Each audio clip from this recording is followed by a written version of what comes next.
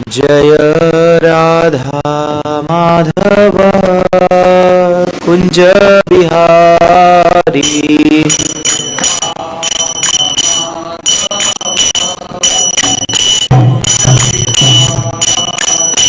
जय राधा माधव कुंज बिहारी। माधव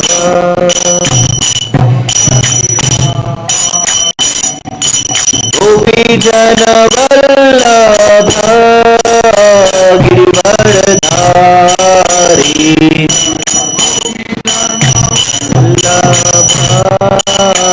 गिरिवरधारी जय गोपी जन वल्लभ गिरिवरधारी।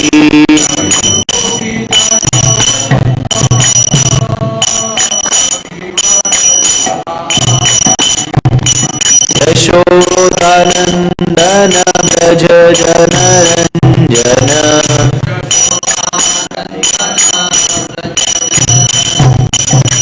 यशोदानंदन व्रज जनरंजन।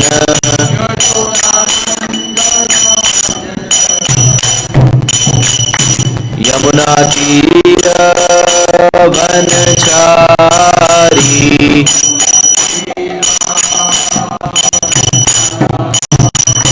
जय राधा माधव कुंज बिहारी।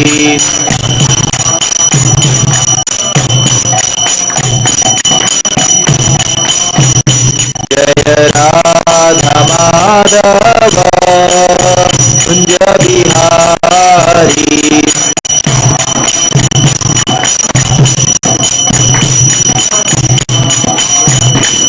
हरे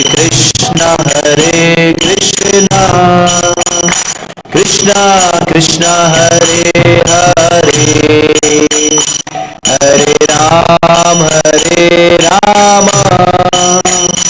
राम राम हरे हरे। कृष्णा कृष्णा कृष्णा हरे हरे। हरे राम राम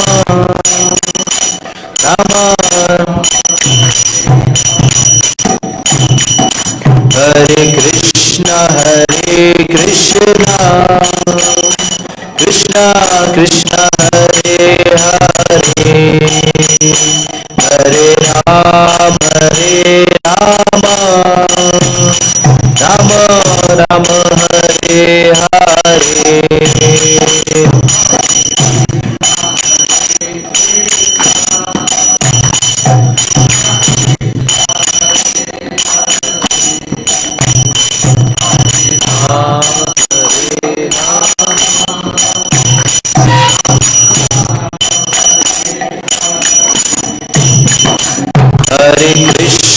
हरे कृष्णा कृष्णा कृष्णा हरे हरे। हरे राम राम राम हरे हरे।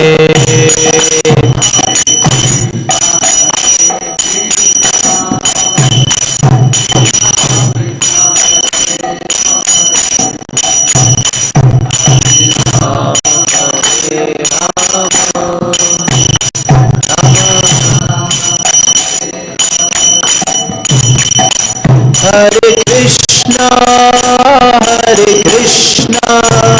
कृष्णा हरे हरे। हरे राम राम राम हरे हरे। कृष्णा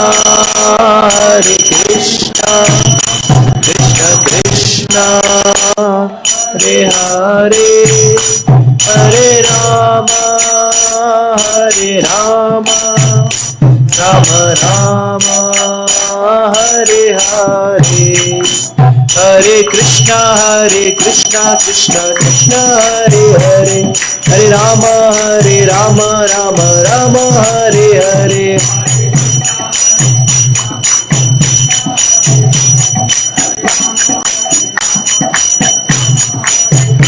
हरे कृष्णा कृष्णा कृष्णा हरे हरे, हरे राम राम राम हरे हरे।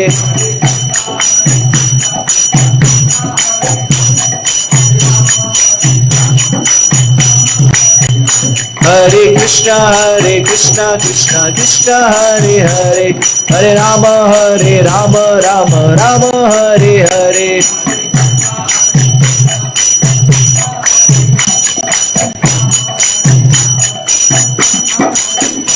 हरे कृष्णा कृष्णा कृष्णा हरे हरे, हरे राम राम राम हरे हरे।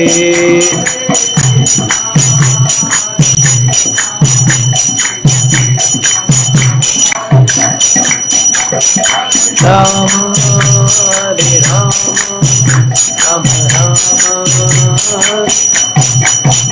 हरे कृष्णा कृष्णा कृष्णा हरे हरे, हरे राम राम राम हरे हरे।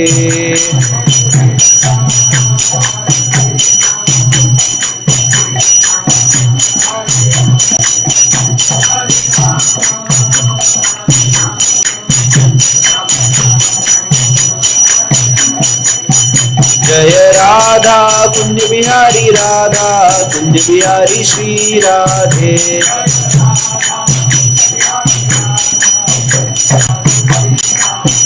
जय राधा कुंज बिहारी श्री राधे।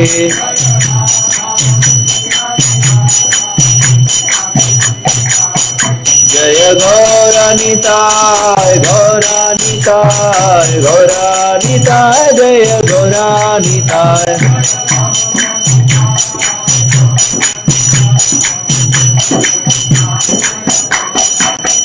जय जय प्रभुपाद जय जय प्रभुपाद।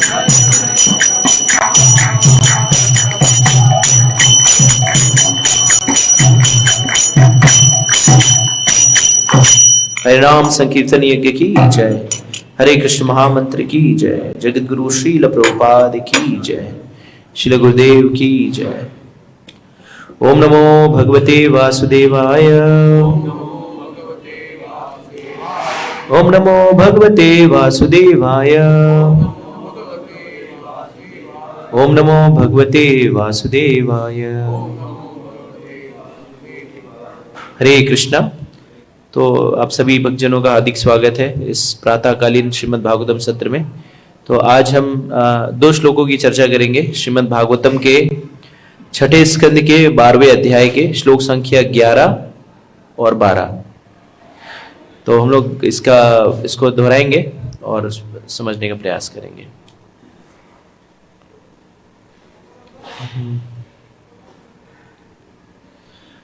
पुरुष प्रकृतिर्व्यक्तम् आत्मा भूतेन्द्रियशया शक्नुवन्ति अस्य सर्गादौ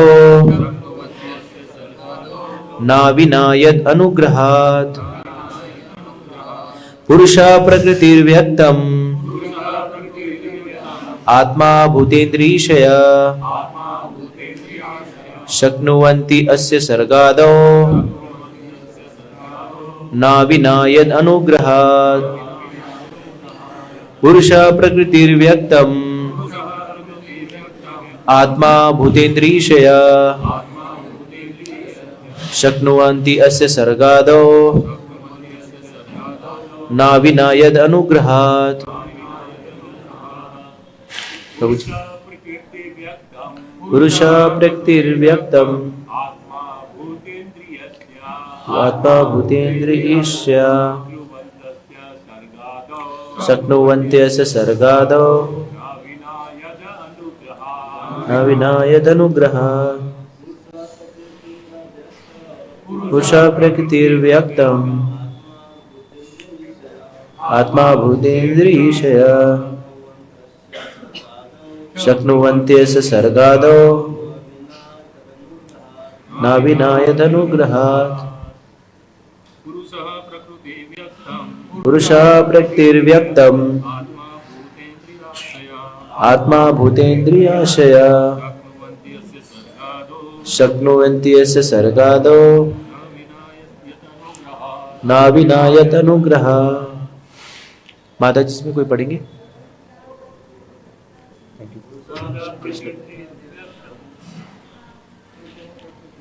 आत्मा भूतेन्द्रियाशया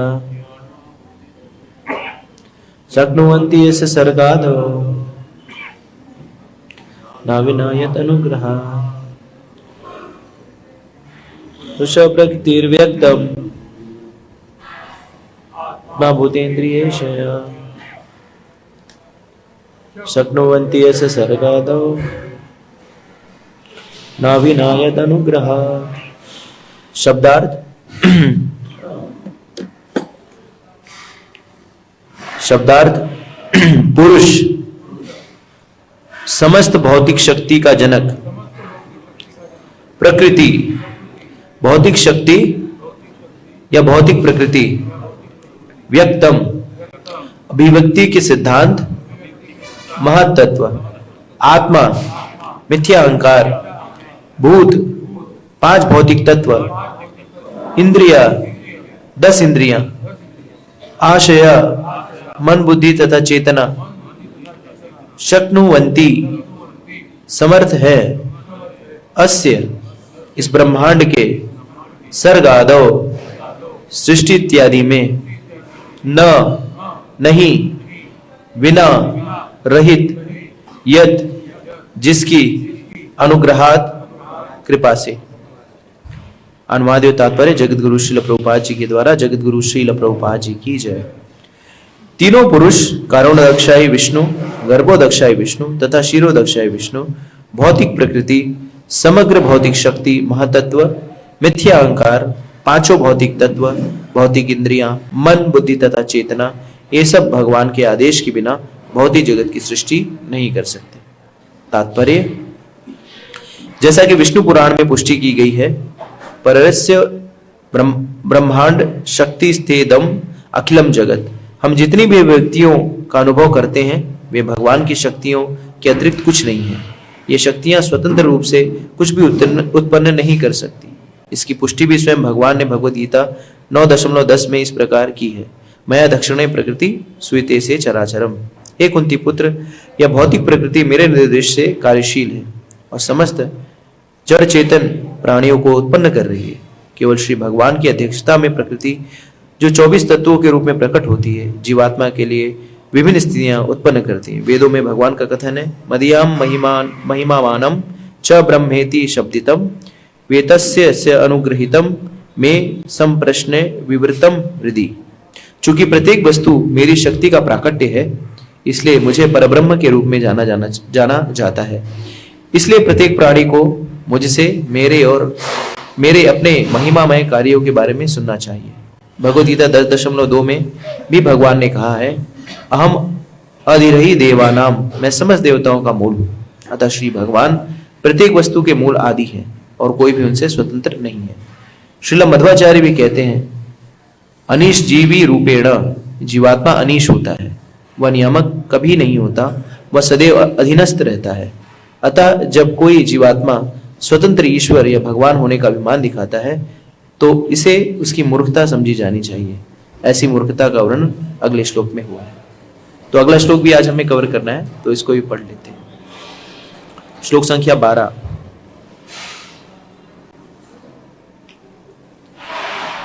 अविद्वान एवं आत्मानं मन्यते अनिशम ईश्वरम भूते सृजति भूतानि ग्रसते तनित ही स्वयं। अविद्वान एवं आत्मानं मन्यते अनिशम ईश्वरम भूते सृजति भूतानि ग्रसते तानि तय स्वयं अविद्वानेवम् आत्मानं मन्यते अनिशमीश्वरम् भूतैः सृजति भूतानि ग्रसते तानि तय स्वयं। आप लोग दोहरा सकते हैं। अविद्वान एवं आत्मानं मन्यते अनिशमीश्वरम् भूतानि ग्रसते तानि तय स्वयं। ठीक है। भूतमानं ते अनीश्वरम् भूते सृजति भूतानि ग्रसते तानि तय स्वयं। ठीक है। शब्दार्थ इस प्रकार है।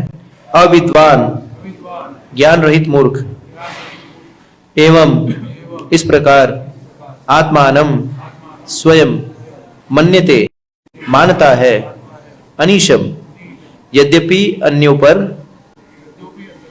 पूर्णतः आश्रित, ईश्वरम परम नियंता के रूप में स्वतंत्र, भूतय जीवात्माओं के द्वारा सृजति वह भगवान उत्पन्न करता है, भूतानि अन्य जीवों को, ग्रसते लीन लेता है, तानि उनको, तय अन्य जीवों के द्वारा, स्वयं स्वयं। अनुवाद एवं तात्पर्य जगद्गुरु श्रील प्रभुपाद जी के द्वारा। जगद्गुरु श्रील प्रभुपाद जी की जय। ज्ञान रहित मूर्ख व्यक्ति पूर्ण पुरुषोत्तम भगवान को नहीं समझ सकता। वह शाश्वत अधीन रहकर भी अपने आप को झूठे ही सर्वोच्च मानता है। यदि कोई यह सोचे कि वो अपने पूर्व सकाम कर्मों के अनुसार उसका भौतिक शरीर उसके माता पिता द्वारा उत्पन्न किया गया है और उसी शरीर को दूसरा कोई विनष्ट कर देता है, जैसे कि बाघ दूसरे पशु को निगल जाता है, तो यह सही ज्ञान नहीं है। श्री भगवान स्वयं सृष्टि करते हैं और अन्य जीवों के द्वारा जीवों को निगलते रहते हैं। तात्पर्य, कर्म मीमांसा दर्शन के अनुसार मनुष्य का कर्म या पूर्व सकाम कर्म ही प्रत्येक वस्तु का कारण है, अतः कार्य करने की आवश्यकता नहीं है। जो इस निष्कर्ष पर पहुंचते हैं वे मूर्ख हैं। जब पिता बच्चे की सृष्टि करता है तो वह स्वतंत्र रूप से ऐसा नहीं करता, वह ऐसा करने के लिए परमेश्वर द्वारा प्रेरित किया गया है जाता है। जैसा कि भगवान ने स्वयं भगवद गीता 15:15 में कहा है, सर्वस्व चाहम हृदय सन्निविष्टो मस्मृति ज्ञानम अपोहनम च। मैं सबों के हृदय में स्थित हूं और मुझे से स्मृति, ज्ञान तथा विस्मृति उत्पन्न होती है। जब तक प्रत्येक हृदय में वास करने वाले भगवान का आदेश प्राप्त नहीं होता, मनुष्य कोई भी वस्तु उत्पन्न करने के लिए प्रेरित नहीं होता। अतः माता पिता जीवात्मा के सृष्टिकर्ता नहीं है। जीवात्मा के कर्मों अर्थात सकाम कर्मों के अनुसार वह पिता के वीर्य में स्थित होकर माता के गर्भ में पहुंचाया जाता है। तब माता तथा पिता के शरीर के अनुसार यथा योनि यथा बीजम जीव शरीर ग्रहण करता है और सुख या दुख भोगने के लिए जन्मता है। अतः मनुष्य के जन्म का आदि कारण परमेश्वर है। इस प्रकार से मनुष्य की मृत्यु का कारण भी वही है। कोई भी स्वतंत्र नहीं है, सभी परतंत्र हैं, आश्रित हैं। इसका सही निष्कर्ष यह निकला कि पूर्ण पुरुषोत्तम भगवान ही एकमात्र स्वतंत्र पुरुष है। जगद्गुरु श्रील प्रभुपाद की जय। ओम अज्ञानतिमिरान्धस्य ज्ञानाञ्जनशलाकया चक्षुरुन्मीलितं येन तस्मै श्रीगुरुवे नमः। श्री चैतन्य मनोभीष्टं स्थापितं येन भूतले स्वयं रूपा कदा मह्यं ददाति स्वप्नान्तिकं। वन्देऽहं श्रीगुरो श्रीयुतापदकमलं श्रीगुरु वैष्णवांश श्रीरूपं साग्रजातं सहगण रघुनाथान्वितं तं सजीवं साद्वैतं सावधूतं परिजनसहितं कृष्ण चैतन्य देवं श्री राधा कृष्णपादान् सहगण ललिता श्री विशाखान्वितांश। नमो विष्णुपादाय कृष्णपृष्ठाय भूतले श्रीमते भक्ति वेदांत स्वामी निति नामिने नमस्ते सरस्वती देवे गौरवाणी प्रचारणे निर्विशेष शून्यवादी पाश्चात्य देश तारिणे। जय श्री कृष्ण चैतन्य प्रभु नित्यानंद श्री अद्वैत गदाधर शिवसादि गौर भक्तवृंद। हरे कृष्णा कृष्णा कृष्णा हरे हरे, हरे राम राम राम हरे हरे। मुखम करोति वाचालं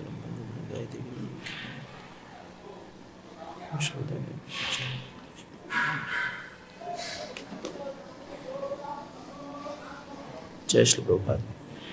हरे कृष्णा। तो आप सभी भक्तजनों का एक बार फिर से स्वागत है इस प्रातःकालीन श्रीमद् भागवतम सत्र में। तो यहाँ पर उपस्थित सभी श्रोताओं से और यहाँ पर उपस्थित वरिष्ठ वैष्णवों से आशीर्वाद का आकांक्षी हूँ कि अपना आशीर्वाद मुझे दें, जिससे मैं अपनी शुद्धता के लिए गुरु परंपरा के द्वारा बताए गए ज्ञान को यथारूप दोहराने का प्रयास कर सकूं। तो आज हम श्रीमद् भागवतम के छठे स्कंद के 12वें अध्याय के श्लोक संख्या 11 और 12 की विवेचना करेंगे। 13 की विवेचना आप लोग सुन चुके हैं, तो हम थोड़ा सा पीछे जाकर के 11 और 12 को सुनने का प्रयास करेंगे। तो ये जो अध्याय, जो प्रसंग चल रहा है, वो है वृतासुर के यशस्वी मृत्यु के बारे में। तो अभी तक थोड़ी सी पृष्ठभूमि हम देख लेते हैं कि इस मोड़ पर हम कैसे पहुंचे, यहाँ पर जो सुन रहे हैं वो क्यों सुन रहे हैं। तो जैसा कि आप सभी जानते हैं, विगत सत्रों में आपने सुना होगा कि कैसे वृतासुर जो है वो हाहाकार मचा देता है और सारे देवताओं को पूरी तरह से परेशान कर देता है। फिर देवतागण भगवान के पास जाते हैं और भगवान इंद्र से अनुरोध करते हैं कि आप जाइए और दधीची मुनि से उनके जो हड्डियां हैं वो लेके आइए।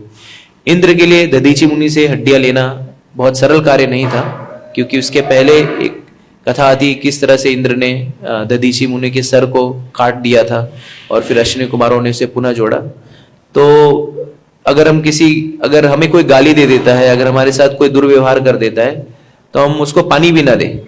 शरीर देने की बात तो दूर ही है, लेकिन जैसा कि आचार्यगण बताते हैं कि परमार्थ कार्य के लिए भक्तगण, वैष्णवजन जो है वो बहुत ही तीव्र होते हैं, और अगर उनको अपना प्राण भी न्यौछावर करना पड़े जन कल्याण के लिए तो पीछे नहीं हटते। तो इसी चीज का प्रदर्शन दधीची मुनि ने किया, और उन्हें क्या किया, अपना शरीर त्याग करके हड्डियां से विश्वकर्मा ने एक अस्त्र बनाया जिसे वज्र कहा गया। तो भगवान ने बताया कि इस वज्र से आप अगर वृतासुर को मारेंगे तो उसकी मृत्यु हो जाएगी। और ये वृतासुर भी कोई सामान्य असुर नहीं है, ये पूर्व काल में चित्रकेतु, राजा चित्रकेतु हैं, और फिर वैष्णव अपराध करने के कारण जो है असुर योनि में जन्म लेना पड़ा। वैष्णव अपराध क्या किया इन्होंने? इनका अपराध बस ये था कि जब श्रीमद् भागवतम की कक्षा चल रही थी शिव जी के द्वारा, तो शिव जी जो है पार्वती जी को अपने जांग पर बिठा करके श्रीमद् भागवतम की कक्षा दे रहे थे, और ये देख करके अट्टहास पूर्वक इन्होंने उपहास किया, और फिर पार्वती जी को क्रोध आया और उन्होंने असुर होने का इन्हें श्राप दिया, और कालांतर में ये वृतासुर के रूप में उत्पन्न हुए।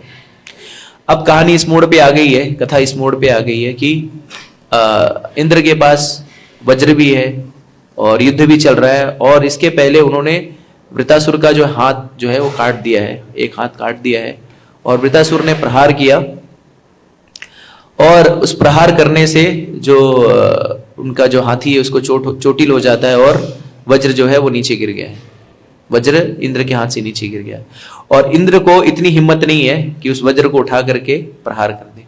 तो ये विश्व में या इस इतिहास में आप कह सकते हैं एकमात्र ऐसा योद्धा होगा जो दूसरे योद्धा को कह रहा है कि मुझे मारो और ये उठाओ, उसको प्रोत्साहित कर रहा है।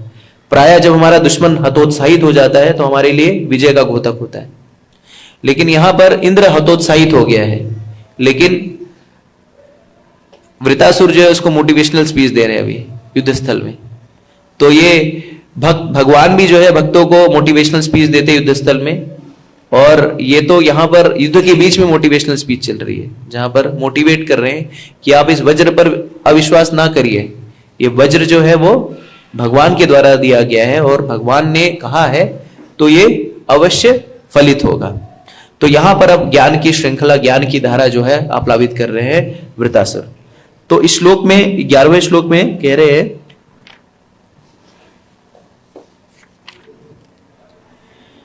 तीन पुरुष कारणोदक्षाय विष्णु, गर्भोदक्षाय विष्णु तथा क्षीरोदक्षाय विष्णु, भौतिक प्रकृति, समग्र भौतिक शक्ति, मिथ्यांकार, पांचों भौतिक तत्व, भौतिक इंद्रिय, मन, बुद्धि तथा चेतना, ये सब भगवान के आदेश के बिना भौतिक जगत की सृष्टि नहीं कर सकते।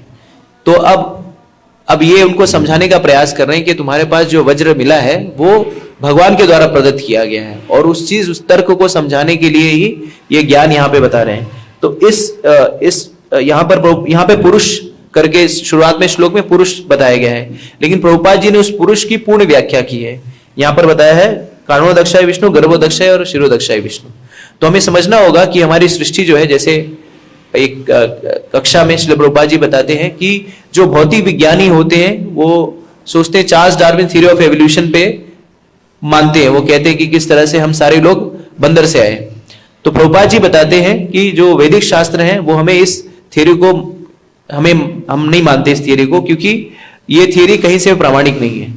हम शास्त्रों को मानते हैं। और श्री प्रभुपाद जी कहते हैं कि ये जो सृष्टि है वो 3 पुरुष अवतारों के कारण होती है। तो कारणोदक्षाय विष्णु भगवान ही अपना विस्तार करते हैं विभिन्न विभिन्न रूपों में। तो प्रभुपाद जी उदाहरण देते हैं कि ये कैसे संभव हो पाता है। सामान्य जगत में अगर हम अपना विस्तार करें, या जैसे एक पुस्तक का एक पन्ना लें और उस पन्ने को कई घटकों में विखंडित कर दें, तो अंतोदगत्वा जो मूल पृष्ठ है उसका वो नहीं रह जाएगा। लेकिन प्रभुपाद जी समझाते हैं कि ये भगवान की अचिंत्य शक्ति है कि वो अपना अखंड विस्तार कर देने के बावजूद भी वो स्वयं उपस्थित रहते हैं। एक और उदाहरण देते हुए प्रभुपाद जी बताते हैं कि कैसे अगर एक ग्लास में दूध लिया जाए और उस दूध को दूसरे ग्लास में खाली कर दिया जाए, तो पहला जो ग्लास है वो खाली रह जाएगा और दूसरा भर जाएगा।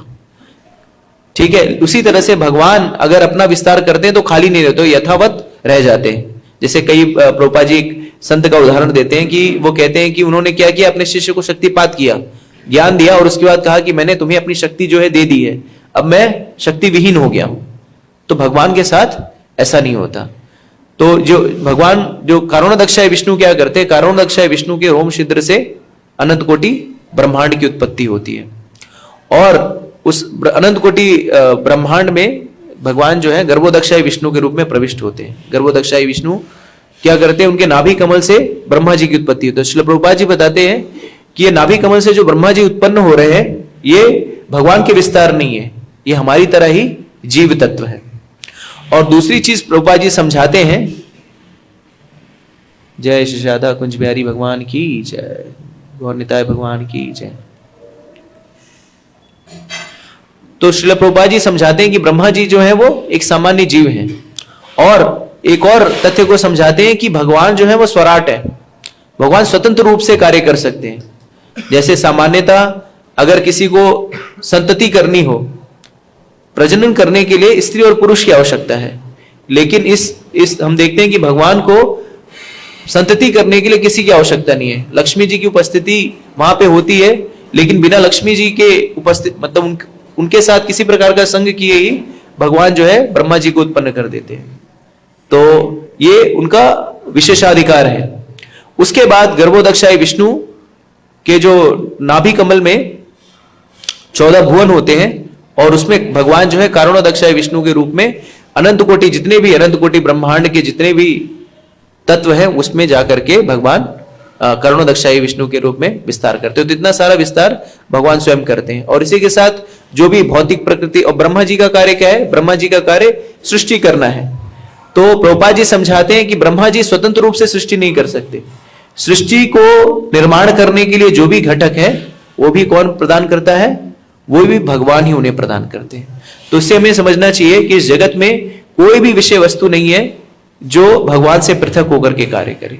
सारे जो जीव, भौतिक आध्यात्मिक जगत में जितनी भी चीजें सब चल रही हैं, सब भगवान के निर्देशन में ही चल रही हैं।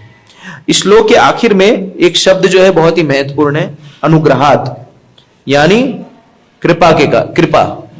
तो हम सभी लोगों को समझना होगा कि हम सारे लोगों का जो भी भरण पोषण हो रहा है, हम सारे लोगों के जीवन में जो भी घटित हो रहा है, वो भगवान की अहेतु की कृपा है। और ये कृपा जो है वो किसी माध्यम से आती है। कृपा कभी भी स्वतंत्र रूप से नहीं आती। कई बार हम सोचते हैं कि हम स्वतंत्र रूप से कृपा कर सकते हैं, स्वतंत्र रूप से भगवत कृपा प्राप्त कर सकते हैं। तो भगवत कृपा हम स्वतंत्र रूप से प्राप्त नहीं कर सकते।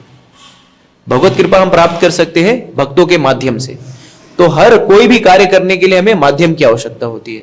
तो एक बार एक गुरु और शिष्य होते हैं और वो चर्चा करते हैं कि इस तरह से भगवत प्राप्ति जो है वो किसी गुरु के माध्यम से हो सकती है। लेकिन शिष्य को इस विषय में समझ में नहीं आ रहा था कि कैसे माध्यम की आवश्यकता है। कई बार हम क्या करते हैं, हम सोचते हैं कि हम डायरेक्ट जो है भगवत प्राप्ति कर लेंगे, लेकिन ये संभव नहीं है बिना गुरु के कृपा के द्वारा। तो उदाहरण देते हैं कैसे, तो उसको समझाने के लिए वो क्या करते हैं, गुरु अपने शिष्य को बोलते हैं कि जाओ अग्नि लेके आओ। तो शिष्य क्या करता है, माचिस लेके आता है। तो बोलता है माचिस लीजिए गुरु जी। तो माचिस नहीं मैंने मांगा, अग्नि। तो बोले जलाएंगे तो अग्नि, नहीं मेरे को प्रॉपर अग्नि चाहिए। तो जाता है, फिर उसके बाद क्या करता है, वो जलती हुई लकड़ी लेके आता है और लकड़ी, जलती हुई लकड़ी दे तो गुरु जी को देता है, बोलता है गुरु जी ये लीजिए लकड़ी, अग्नि है इसमें। बोले अग्नि इसमें है लेकिन मुझे अग्नि चाहिए, इसमें नहीं चाहिए, प्रॉपर अग्नि चाहिए। तो फिर जाता है कहीं से गैस सिलेंडर लेके आता है, ये बोलता है ये लीजिए इसमें अग्नि है। बोले अग्नि इसमें नहीं चाहिए, प्रॉपर अग्नि चाहिए। तो फिर वो बहुत ही खिन्न हो जाता है और गुरु से कहता है कि गुरु महाराज ऐसा संभव ही नहीं है कि अग्नि जो स्वतंत्र रूप से उत्पन्न हो जाए, उसके लिए किसी माध्यम की आवश्यकता है। तो गुरु जी समझाते हैं कि इसी तरह से भगवत प्राप्ति करने के लिए हमें किसी माध्यम की आवश्यकता है, और वो माध्यम क्या है? गुरु है। तो अनुग्रह कई बार, जैसे भागवत में बताया गया है कि श्लोक में कहते हैं कि सावई पुंसा परो धर्म यथोर भक्ति अधोक्षजे अहितु की अप्रतिहता ये आत्मा सुप्रसिद्धि थी। तो अहितु की अप्रतिहता, अनमोटिवेटेड एंड अनइंटरप्टेड। तो भगवान, हिंदी में प्रभुपाद जी इसको ट्रांसलेट करते हैं अकारण। तो भगवान की जो कृपा है वो अकारण है। हम अगर प्रयास करें, कितना भी प्रयास करें, भागवतम में कई बार भगवान वर्णन करते हैं कि हमारे प्रयास से, हमारे अध्ययन से, हमारे ध्यान से, हमारे तपस से, जितनी भी हम कार्य कर ले, हम किसी भी कार्य से भगवत प्राप्ति नहीं कर सकते। भगवान की कृपा जो है अकारण आती है। जैसे प्रभुपाद जी उदाहरण देते हैं कि दरवाजा खटखटाने का, तो हम किसी का दरवाजा खटखटा सकते हैं और दरवाजा खोलना उसका विशेषाधिकार है। ये हमारे दरवाजा खटखटाने के ऊपर निर्भर नहीं करता कि हम खटखटा रहे हैं तो दरवाजा खुलेगा ही। तो हम कई बार, जैसे हम साधक होते हैं, जप करते हैं 2 साल, 4 साल, 5 साल, 8 साल, उसके बाद हमें लगता है कि हमें भगवत प्राप्ति नहीं, भगवत प्रेम नहीं उत्पन्न हो रहा है, तरह तरह के हम प्रश्न करते हैं। लेकिन हमें समझना होगा कि हमारे प्रयास से हम कितना भी जप कर ले, ये अच्छी चीज है, लेकिन भगवत प्रेम की बात कर रहा हूं कि ये प्रेम जो है या भगवत कृपा, इस पर नहीं निर्भर करेगी कि हम कितना जप कर रहे हैं, ये उनके ऊपर है भगवत धाम जाने के लिए। इसलिए बार बार श्रील प्रभुपाद जी कहते हैं कि अगर हम साधना भक्ति करते हैं, भगवान का नाम जप करते हैं, 4 नियमों का पालन करते हैं, तो भगवत धाम जाने के हम योग्य हो जाएंगे।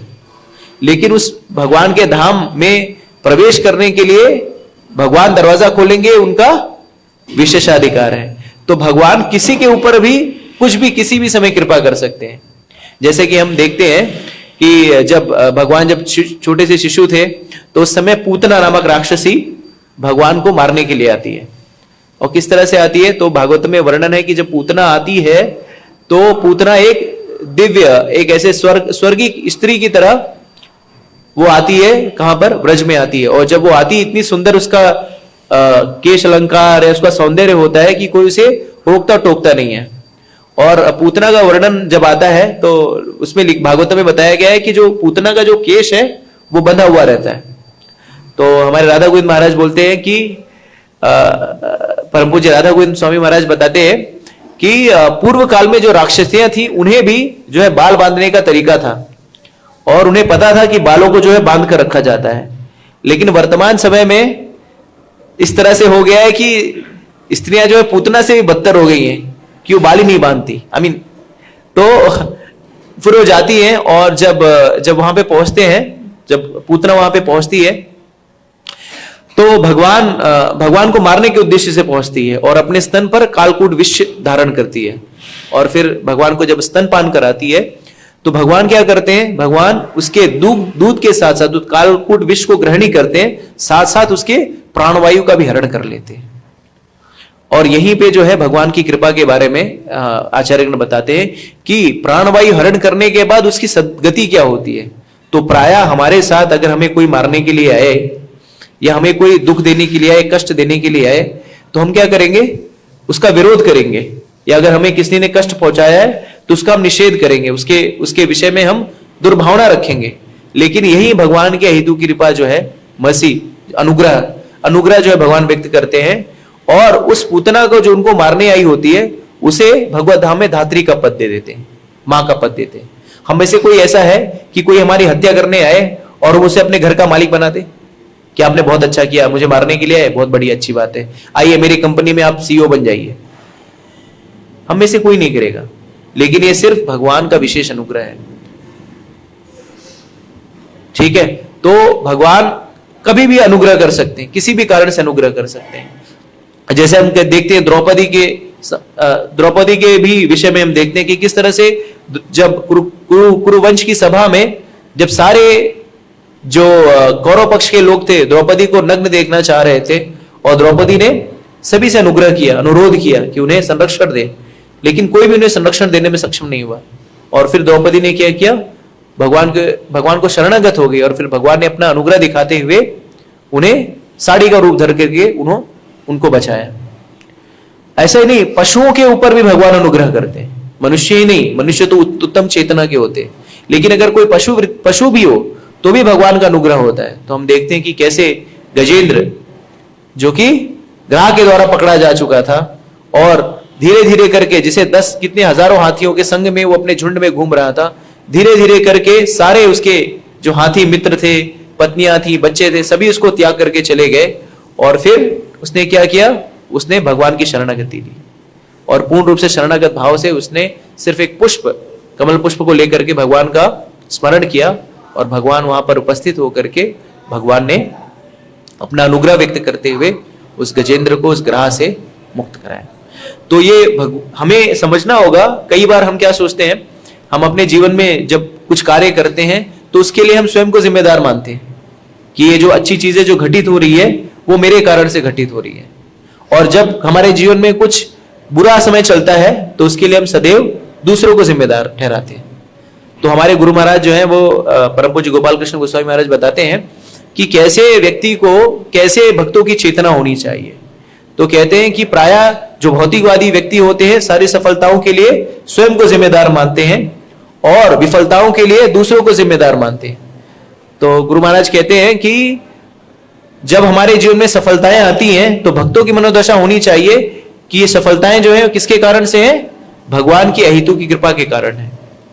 और जब विफलता आती है हमारे जीवन में तो भक्तों की मनोदशा ये होनी चाहिए कि विफलता जो है वो मेरे कारण है। या कभी हमारे जीवन में कष्ट आता है तो हमें भगवान का अनुग्रह व्यक्त करना चाहिए कि भगवान आपकी कृपा से जो है मैं इससे भी अधिक कष्ट प्राप्त करने का अधिकारी हूं, लेकिन चूंकि आपकी अहेतु की कृपा है तो इसलिए आप मेरे कष्ट को क्या कर रहे हैं, इसको कमतर करके निकाल दे रहे हैं।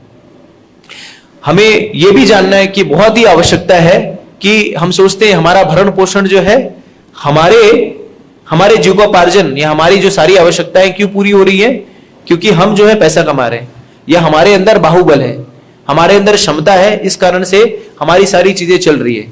लेकिन श्रील प्रभुपाद जी कहते हैं कि हमें कभी ऐसा नहीं सोचना चाहिए कि और सोर्स ऑफ इनकम इज और सोर्स ऑफ मेंटेनेंस। हमें जो भी कुछ प्राप्त हो रहा है वो भगवान की कृपा से प्राप्त हो रहा है, भगवत कृपा से प्राप्त हो रहा है। जैसे कई लोग जो है, जैसे आप सभी लोग जानते होंगे, एक बहुत ही महान बॉक्सर थे मोहम्मद अली, जो कि वो अपने आप को, उनकी इतनी ख्याति बढ़ गई थी कि अपने आप को ही भगवान समझने लगे थे और उनको लगता था कि उनका कभी वो कभी पराजित नहीं होंगे। और ये जो मोहम्मद अली थे, जो सबको विश्व विजय उन्होंने प्राप्त किया था, जब 1996 में एथेंस ओलंपिक हो रहा था, उस समय इनको बुढ़ापा, जैसे हम जानते हैं कि 4 जन्म मृत्यु जरा व्याधि जो है इस जगत में किसी को छोड़ने वाली नहीं है, और ये व्याधि जो है उनको पकड़ती है और उनको पार्किंसंस ये रोग हो जाता है, पार्किंसंस डिजीज। और पार्किंसंस के कारण अब जब ओलंपिक्स का जो फाइनल जहां पर जो होस्ट होता है, उनको एक ज्वाला जलानी होती, ज्योति जलानी होती है। तो ये जो ऑर्गेनाइजर थे, इन्होंने मोहम्मद अली को बुला तो लिया था कि ये है जो इस ज्योत को जलाएंगे, लेकिन इनका हाथ इतना कांप रहा था, इतना कंपन हो रहा था कि इनको समझ में नहीं आया। उन लोग बस प्रार्थना कर रहे थे कि किसी तरह से ये ज्योति जल जाए बस। और फिर 2 लोगों की सहायता से जो व्यक्ति इस मुक्के से, अपने मुक्कों से सारे विरोधियों के छक्के छुड़ा देता था, वो इतना निरही हो गया कि वो एक ज्योत नहीं जला पा रहा था। हम सभी लोग सोचते हैं कि हम कमाते तो खाते। प्रायः जब भक्तों के बारे में जब हम जाते हैं प्रचार के लिए, तो कई लोग हमें ऐसे मिल जाते हैं जो हमें कहते हैं कि मैं कमा रहा हूं तो खा रहा हूं, नहीं कमाऊंगा तो कैसे खाऊंगा, और फिर इसकी वजह से तो मेरा जीवन चल रहा है, मैं मेहनत कर रहा हूं तो खा रहा हूं। लेकिन उन लोगों को समझना चाहिए कि ये हमारा बाहुबल, ये हमारा शरीर, ये सब कुछ हमारे साथ में रहता है, लेकिन जब व्यक्ति को लकवा मार देता है, पैरालिसिस हो जाता है, तो वही बाहु भी रहता है और वही बल भी रहता है, लेकिन उसी बाहु के बल से व्यक्ति भोजन नहीं उठा सकता, व्यक्ति भोजन नहीं उठा पाता, बाहु भी रहता है, बल भी रहता है।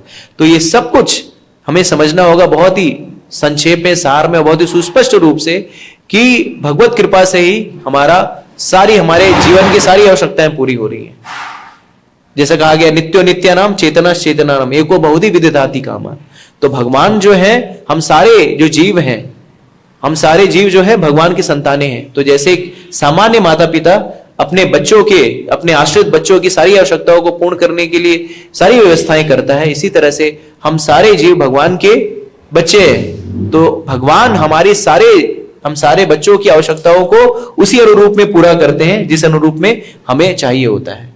तो चींटी को कण भर की आवश्यकता होती है तो भगवान उसे कण भर देते हैं, और हाथी को मन भर की आवश्यकताएं होती है तो भगवान उसे मन भर देते हैं।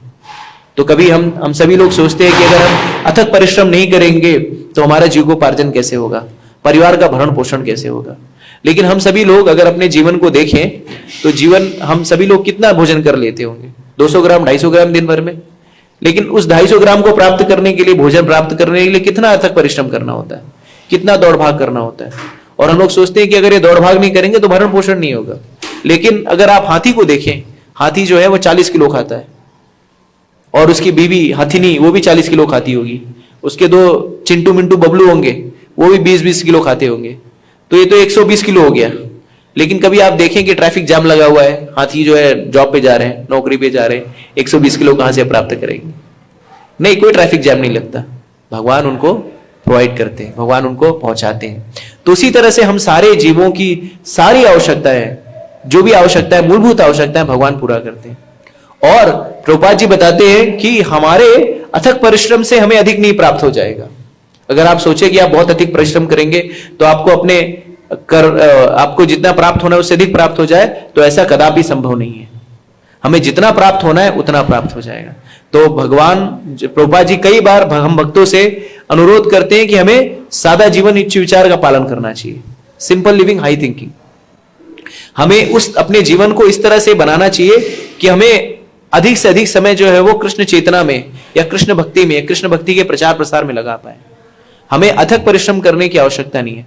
जैसे श्रीमद् भागवतम के दूसरे स्कंद में और दूसरे अध्याय में, तो वहां पर सुखदेव गोस्वामी जी बताते हैं, एक श्लोक में कहते हैं कि व्यक्ति को, भक्त को अपना जीवन सरल बनाना चाहिए। और फिर किस तरह से भक्त जो है अपने जीवन को सरल बनाए, इसकी बहुत ही लंबी परिभाषा करते हैं, उसको परिभाषित करते हैं। तो कहते हैं कि हम सभी लोगों को अधिक परिश्रम, उस बेड को खरीदने की क्या आवश्यकता है, या बेड को प्राप्त करने के लिए अथक परिश्रम करने की आवश्यकता क्या है, जब ये धरती जो है हमारे बेड का कार्य कर सकती है। फिर आगे अगले श्लोक में कहते हैं कि हमें पिलो या जो तकिया है, तकिया लेने की क्या आवश्यकता है, जब हमारा हाथ जो है वो तकिया का कार्य कर सकता है।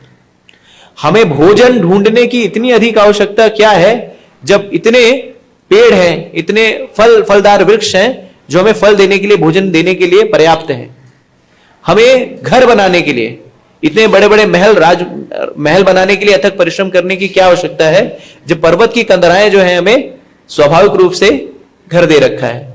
और हमें वस्त्र ढूंढने की क्या ज्यादा अधिक आवश्यकता है, जब सड़क पर चीथड़े पड़े हो, कपड़ों के चीथड़े पड़े हो या वृक्षों की छाल पड़ी हो। तो हम सभी भक्तों को प्रयास करना चाहिए, जो साधक भक्त हैं, जो कृष्ण भक्ति में तीव्र होना चाहते हैं, जो भगवान का अनुग्रह या कृपा प्राप्त करना चाहते हैं, उन्हें अधिक से अधिक समय जो है वो भगवान की सेवा में लगाना चाहिए, भगवत भक्ति का अनुशीलन करने में लगाना चाहिए। कल दिल्ली मंदिर में अपने इस्कॉन जीबीसी के चेयरमैन रेवतीरमण प्रभु एक कक्षा दे रहे थे, उसमें बता रहे थे कि 16 हमारे पास 24 घंटा होता है, तो 24 घंटे में 8 घंटा हमें भगवत भक्ति के लिए, 8 घंटा सेवा के लिए और 8 घंटा शरीर के लिए। इस तरह से 24 घंटे का उन्होंने व्याख्या की। तो आचार्यगण भी बताते, श्रील प्रभुपाद जी भी कहते हैं कि एक भक्त को चाहिए कि कम से कम 8 घंटा जो है वो सेवा में संलग्न रहे। कई बार हम भक्तों के समूह में रहते हैं, भक्तों के संग में रहते हैं, तो हम सेवा को सेवा के रूप में लेते हैं, लेकिन कई बार ड्यूटी के रूप में लेने लगते हैं। और हमें ये लगता है कि ये बस मेरी ड्यूटी है, इसके आगे मुझे नहीं करना है। लेकिन ये चेतना जो है बहुत ही घातक है, क्योंकि सिर्फ किसी जगह हम मंदिर में सेवा करते, भक्तों के समूह में रहते या मंदिर प्रांगण में सेवा करते, तो हमें ये सदैव समझना चाहिए कि ये सेवा जो है वो परम पुरुषोत्तम भगवान को दी जा रही है। और कई बार ऐसे घटना होती है कि हम बहुत सेवा करते हैं, लेकिन उस सेवा को कोई एप्रिसिएशन नहीं मिलता, तो हम बहुत हतोत्साहित हो जाते हैं। तो कई बार लोग बोलते हैं मैं तो सेवा कर रहा हूं, लेकिन बहुत ही थैंकलेस जॉब है।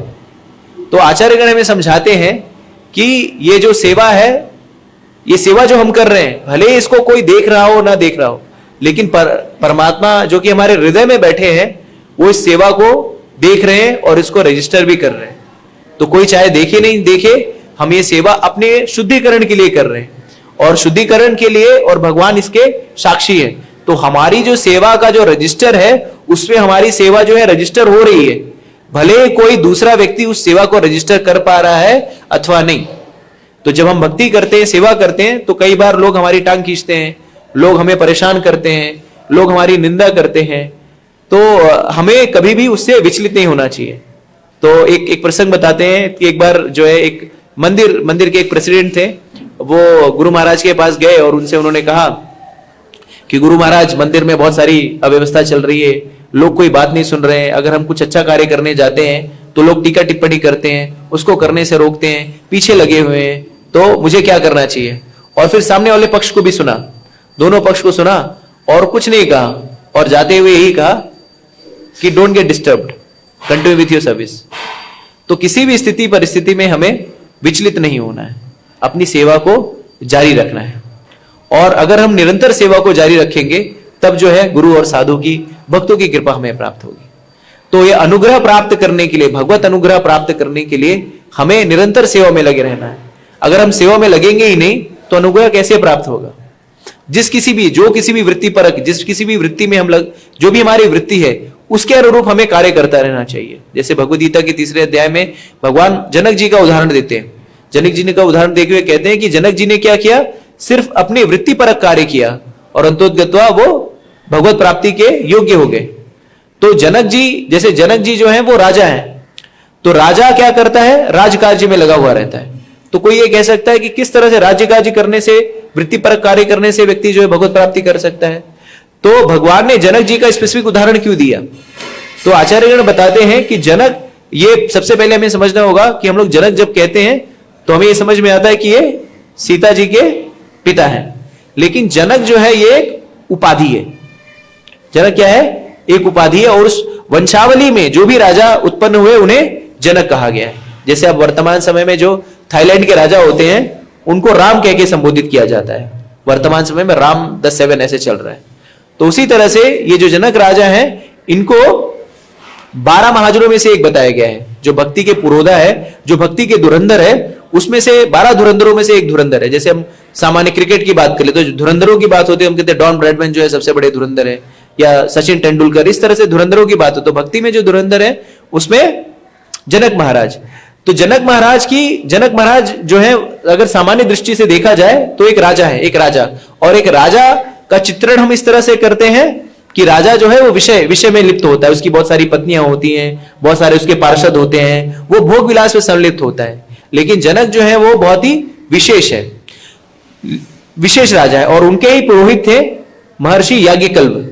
तो याज्ञवल्क्य जो ऋषि थे वो जनक जी को रोज कथा सुनाया करते थे।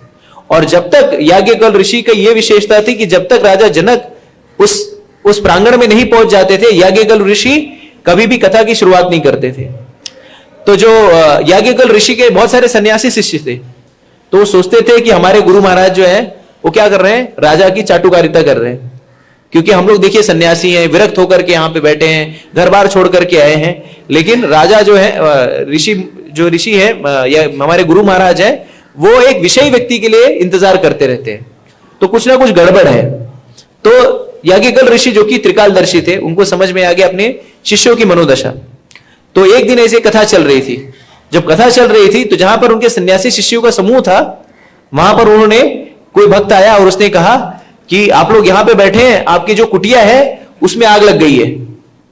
और ये सारे सन्यासी शिष्य जो है वो कथा छोड़ करके भाग गए अपनी कुटिया को संभालने के लिए। और कुटिया में उनके क्या था, कुटिया में देखिए सन्यासी के पास क्या होता है, एक तो त्रिदंड होता है जो कि उन्होंने ले रखा था, एक कमंडलू होता है जो उनके पास था। कुटिया में क्या रखा था, कॉपिन रखा था। और उस कॉपिन को बचाने के लिए सारे सन्यासी विरक्त सब कथा छोड़ करके भाग गए, और उधर जाके देखे तो वहां पर कुछ भी आग नहीं लगी थी, और फिर सर नीचा करके वापस आ गए।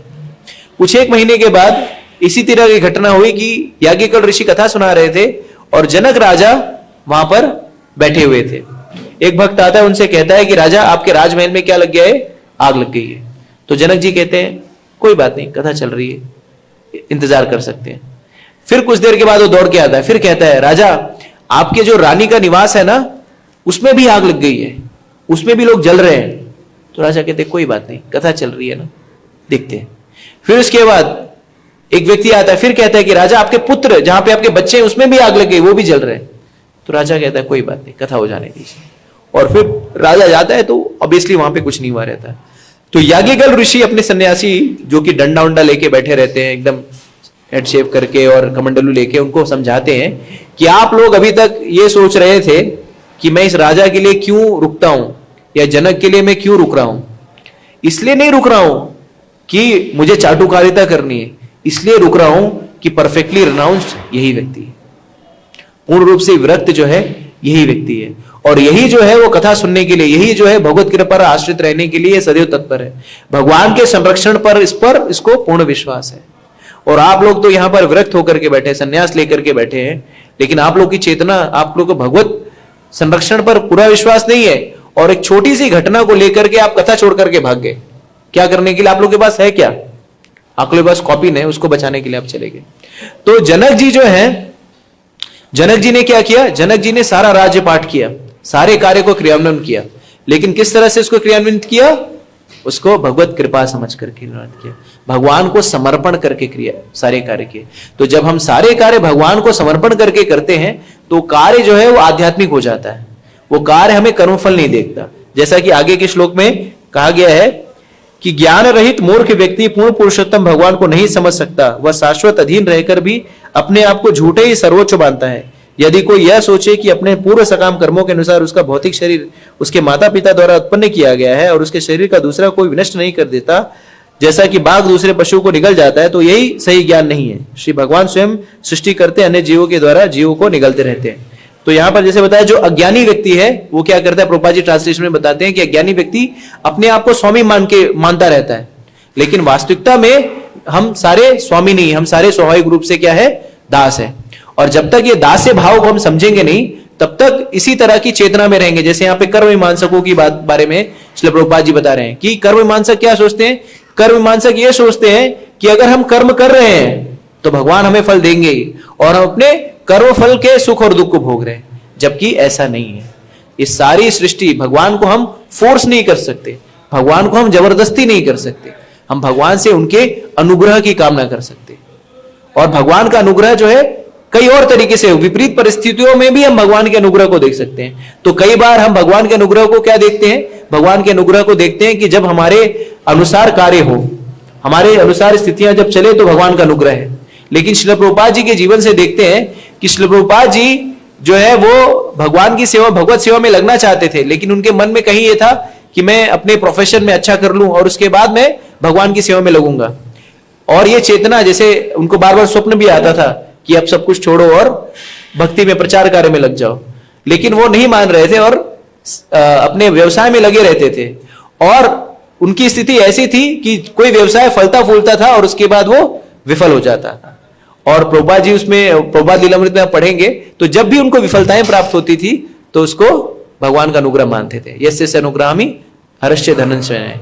तो भगवान हमारे जीवन में इस तरह से अनुग्रह करते, इस तरह से भी कृपा करते भक्तों के ऊपर कि जो चीज हमारे भक्ति में अग्रसर होने के लिए जो बाधक चीजें हैं, उसको भी भगवान क्या करते हैं? हरण कर लेते हैं। तो वो चीज चाहे हमारा परिवार हो, हमारा धन हो, हमारा वैभव हो, या हमारा ऐश्वर्य हो। तो अगर आप भगवान देख रहे हैं कि ये व्यक्ति जो है वो शरणागत होना चाह रहा है, लेकिन कुछ चीज जो है अवरोध पैदा कर रही है, तो भगवान उस अवरोध को निकाल देते हैं। जैसे हम कहते नहीं है कि भगवान योगक्षेम वहाम्यम अन्यास चिंतयन्तो माम ये जना पर्युपासते तेषाम नित्यभियुक्तानाम योगक्षेम वहाम्यम। तो जब हम योगक्षेम वहाम्यम की बात करते हैं तो हमें लगता है कि भगवान हमें भौतिक चीजें ही प्रदान करेंगे, लेकिन ऐसा नहीं है। भगवान हमारी भक्ति में जो चीज नहीं है या जो चीज अवरोध बन रही है उसको भी उखाड़ करके फेंकते हैं। तो एक छोटा सा रूपक देकर के मैं समाप्त करूंगा। तो एक बार भगवान जो है, भगवान और नारद मुनि जो ऐसे टहलते हैं, ये शास्त्रिकल नहीं है, जैसे ऐसे लोक कथाएं हैं। तो भगवान और नारद मुनि जो है टहलते रहते हैं, रात्रि का समय होता है, 9 बज रहा होता है, और एक बड़ा सा घर रहता है। बड़े से घर पे नारद मुनि और भगवान जाते हैं, नॉक करते हैं, बोलते हैं हम लोग पथिक है, हमें भूख लगी, हमें कुछ खाने के लिए दीजिए। तो गृह स्वामी निकलता है और बोलता है अरे इतनी रात को आप लोग यहाँ पे आए, भागो यहाँ से, कुछ नहीं मिलेगा। रात को कोई आता है, आप लोग चोर उचक्के हो, और उनको डांट करके भगा देते हैं।